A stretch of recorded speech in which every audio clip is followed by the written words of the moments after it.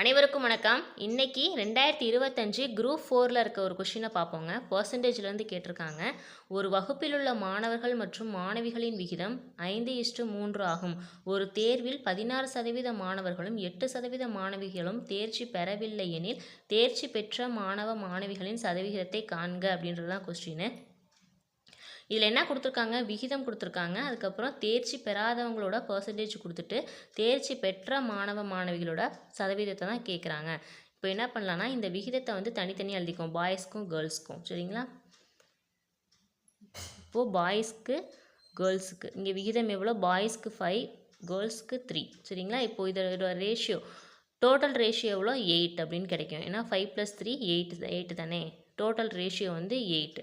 இதை வச்சுக்கலாம். இப்போது 16% மாணவர்கள் அப்படின்னு கொடுத்துருக்காங்களா, தேர்ச்சி பெறாதவங்க. இப்போ நம்ம தேர்ச்சி பெறாதவங்களோட பர்சன்டேஜ், டோட்டல் பர்சன்டேஜ் கண்டுபிடிச்சிட்டோம் அப்படின்னா அதுலேருந்து 100 கழிச்சோம் அப்படின்னா தேர்ச்சி பெற்றவங்களோட பர்சன்டேஜ் கிடச்சிருங்க.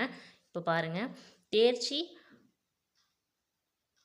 பெறாதவங்களோட பர்சன்டேஜ் இப்போ 16%. 16 இன்ட்டு இந்த டோட்டல் ரேஷியோ கீழே போட்டு பாய்ஸ்க்கு எவ்வளோ ரேஷியோ 5, அதை இங்கே மேலே போடுறோம். சரிங்களா?